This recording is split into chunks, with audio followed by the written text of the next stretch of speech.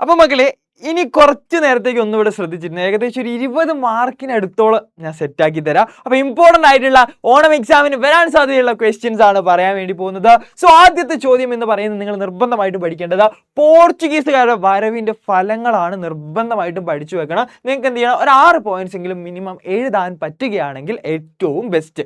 Okay, ഇനി least minimum എന്ന് പറഞ്ഞാൽ 4 പോയിന്റ് എങ്കിലും നിങ്ങൾക്ക് കൃത്യമായിട്ട് കിട്ടണം. ഓക്കെ ദെൻ അപ്പൊ അങ്ങനെയാണെങ്കിൽ അടുത്തൊരു ക്വസ്റ്റ്യൻ എന്ന് പറയുന്ന സമയത്ത് വേഗം പോവാണ്. ബ്രിട്ടീഷുകാർ ഇന്ത്യയിൽ അടിത്തറ സ്ഥാപിച്ച 2 യുദ്ധങ്ങൾ വഴിയാണെങ്കിൽ നിങ്ങൾക്ക് അറിയാൻ വേണ്ടി പറ്റും അത് പ്ലാസി യുദ്ധവും ബക്സാർ യുദ്ധവുമാണ്. സോ അതിന്റെ ഡീറ്റെയിൽസ് ഇൻഫോർമേഷൻ നല്ല കറക്റ്റ് ആയിട്ട് അടിപൊളിയായിട്ട് എഴുതാൻ വേണ്ടി പറ്റണം. 1757 നടന്നത്. ഈ പറഞ്ഞിട്ടുള്ള ബംഗാളിലെ നവാബായിരുന്നു സിറാജുദ്ദൗള. അദ്ദേഹത്തെ പരാജയപ്പെടുത്തുകയായിരുന്നു. ആ കാര്യങ്ങൾ എഴുതുക. പിന്നീട് എന്ത് ചെയ്യാണ്, ബക്സാർ യുദ്ധം 1764 നടക്കുന്നത്. അല്ലെ, അവർ 3 ആളുകളെ ആയിരുന്നു അവർ തോൽപ്പിച്ചിട്ടുണ്ടായിരുന്നത്, ബ്രിട്ടീഷുകാർ തോൽപ്പിച്ചിട്ടുണ്ടായിരുന്നത്. ആ കാര്യവും നിങ്ങൾക്ക് മെൻഷൻ ചെയ്യാൻ പറ്റുകയാണെങ്കിൽ ഏറ്റവും ബെസ്റ്റ്, അടിപൊളിയായി.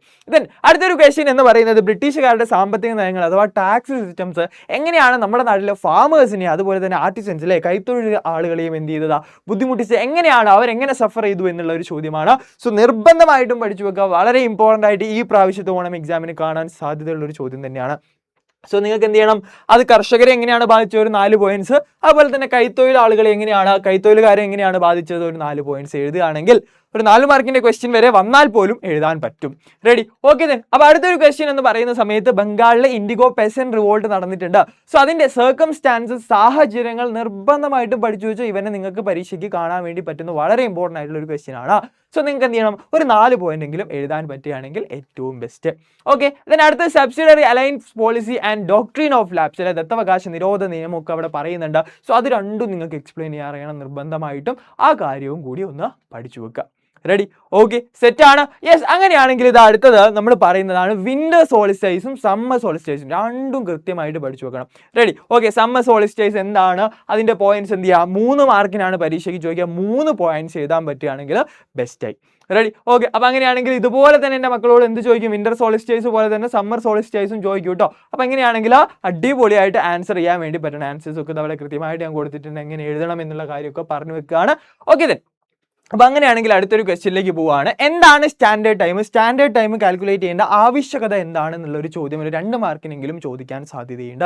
സോ വളരെ ഇമ്പോർട്ടൻ്റ് ആയിട്ട് ശ്രദ്ധിച്ചു വെക്കാനാണ്. സ്റ്റാൻഡേർഡ് ടൈം എന്ന് പറയുന്ന സമയത്ത് എന്താണ്, ഒരു രാജ്യത്ത് തന്നെ ഈ പറഞ്ഞ ലാറ്റിറ്റ്യൂഡ് ഡിഫറൻസ്, ലോഞ്ചിറ്റ്യൂഡ് ഡിഫറൻസ് കാരണം സമയങ്ങൾ വ്യത്യസ്തമായിരിക്കും. അതുകൊണ്ട് തന്നെ അത് നമുക്ക് കോമൺലി കണ്ടക്ട് ചെയ്യാൻ, ഒരു എക്സാം കണ്ടക്ട് ചെയ്യാൻ വേണ്ടി പറ്റില്ല. റെയിൽവേ ടൈം പ്രശ്നമാവും അല്ലെ, അത്രയും ഒരുപാട് പ്രശ്നങ്ങളുണ്ട്. സോ അതാണ് അവിടുത്തെ പ്രോബ്ലംസ്. അത് ഓവർകം ചെയ്യാൻ വേണ്ടിയിട്ടാണ് ഇത്തരത്തിലൊരു സ്റ്റാൻഡേർഡ് ടൈം സെറ്റ് ചെയ്ത് വെച്ചേക്കുന്നത്. ഇന്ത്യയുടെ സ്റ്റാൻഡേർഡ് ടൈം 82.5 ഡിഗ്രി ഈസ്റ്റ് രേഖാംശ രേഖയെ അടിസ്ഥാനമാക്കിയാണെന്നുള്ളത് കൂടി ആലോചിച്ച് വെക്കുക.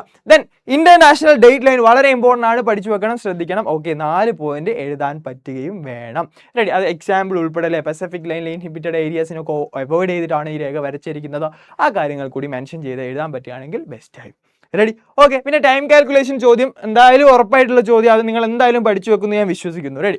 ഓക്കെ ദെൻ അപ്പൊ അങ്ങനെയാണെങ്കിൽ അടുത്ത നമ്മുടെ ഈ പറഞ്ഞ 5ാമത്തെ ചാപ്റ്ററിലേക്ക് പോകുന്ന സമയത്ത് അവിടെ ഇമ്പോർട്ടൻ്റ് ആയിട്ട് വരുന്ന ഒരു ക്വസ്റ്റ്യൻ എന്ന് പറയുന്നത് എന്താണ്, ഈ റൈറ്റ് ടു എഡ്യൂക്കേഷൻ ആക്ടും കൾച്ചറൽ ആൻഡ് എഡ്യൂക്കേഷൻ റൈറ്റും തമ്മിൽ എന്ത് ചെയ്യുന്നുണ്ട്, ആ ഒരു വ്യത്യാസമുണ്ട്. ആ വ്യത്യാസം എന്ന് പറയുമ്പോൾ നിങ്ങൾ ആദ്യം റൈറ്റ് ടു എഡ്യൂക്കേഷൻ ആക്ട് എന്താണെന്ന് വൃത്തിയിൽ എഴുതി കൊടുക്കുക. ദെൻ അടുത്ത് കൾച്ചറൽ ആൻഡ് എഡ്യൂക്കേഷൻ റൈറ്റ്സ് എന്താണെന്നുള്ളതും വൃത്തിയിൽ എഴുതി കൊടുക്കുക. അല്ലെ, കൾച്ചറൽ ആൻഡ് എഡ്യൂക്കേഷൻ റൈറ്റ്സ് എന്ന് പറഞ്ഞാൽ മൈനോറിറ്റീസിന് എന്ത് ചെയ്യാണ്, പ്രൊട്ടക്ട് ചെയ്യാൻ വേണ്ടിയിട്ടുള്ള സംഭവമായിരുന്നു. മറ്റേത് എന്താണ്, ഒരു നിയമമാണ്. അല്ലെ, 86ാമത്തെ ഭേദഗതി പ്രകാരം 2002 എന്ത് ചെയ്തിട്ടുണ്ട്, ഈ പറഞ്ഞ എഡ്യൂക്കേഷനെ ഫണ്ടമെന്റൽ റൈറ്റ് ആക്കി മാറ്റുകയാണ്. 2009 പാർലമെന്റ് പാസ്സാക്കുന്നു, 2010 നിലവിൽ വരികയാണ്. സോ ഈ കാര്യങ്ങളൊക്കെ എന്ത് ചെയ്യണം, ആ ഒരു ഭാഗത്ത് നിങ്ങൾ മെൻഷൻ ചെയ്ത് വെക്കുകയാണെങ്കിൽ സൂപ്പർ. കുശാൽക്ക് മുതിരിങ്ങ, കുശാൽക്ക് നാരങ്ങ.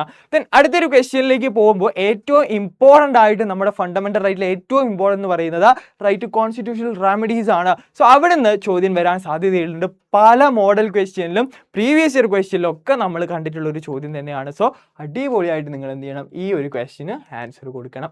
ഓക്കെ, സോ അത്രയും കാര്യങ്ങളാണ് എനിക്ക് നിങ്ങളോട് പറയാനുള്ളത്. ഇനി ഏത് ടൈപ്പ് വീഡിയോ ആണ് നിങ്ങൾക്ക് വേണ്ടതെന്നുള്ളത് കമന്റ് ബോക്സിൽ അറിയിക്കുക. And wish you all the best. നിങ്ങളുടെ ഫ്രണ്ട്സിനും ഒരു ഓൾ ദ ബെസ്റ്റ് കമന്റ് ബോക്സിൽ പറയാം. Bye bye, thank you.